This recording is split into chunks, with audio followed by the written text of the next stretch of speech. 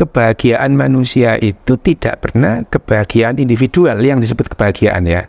Kalau individual namanya pada manusia itu akhirnya kesenangan atau pleasure, bukan happiness gitu. Ya ini adalah terminologi yang dipahami oleh saintis setelah neuroscience itu berkembang. Pleasure itu kesenangan, kegembiraan gitu ya. Jadi pleasure itu kita makan itu bukan happiness pada manusia makan, itu pleasure gitu ya. Jadi kalau kemudian netizen itu ngupload gambarnya pecel bilang bahagia itu sederhana, bukan itu kebahagiaan. Kebahagiaan ini rumit pada manusia, bukan hanya pecel sama rawon, bukan itu. Tapi kalau orang-orang Indonesia, netizen Indonesia itu ngupload gambarnya pecel sama rawon bilang bahagia itu sederhana. Itu bukan kebahagiaan, tapi itu pleasure, kesenangan. Makan pecel sama rawon. Senang itu sederhana harusnya. Senang itu sederhana.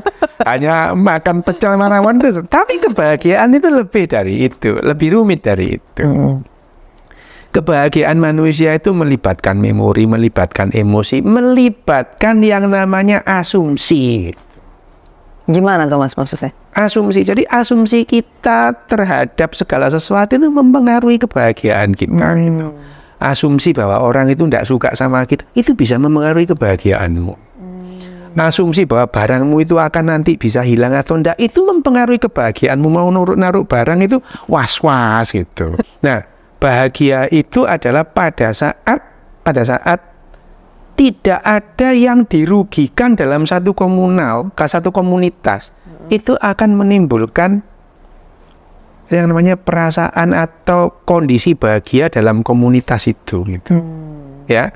Kamu boleh senang tapi tidak boleh mengganggu orang lain, merugikan orang lain. Itu yang namanya kebahagiaan gitu.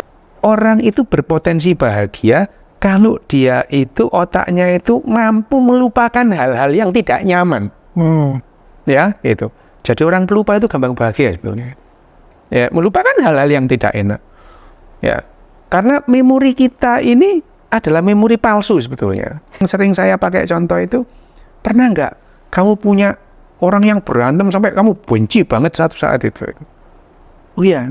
Tapi begitu kamu ketemu, kamu ingat-ingat kejadian itu, kalian bisa ketawa bareng gitu. Kejadian itu kamu anggap sebagai kenangan indah, lo bayangin aja gitu. Ya, kita dulu berantem, ya goblok banget kayak gitu. Ya. Jadi memori itu memori palsu.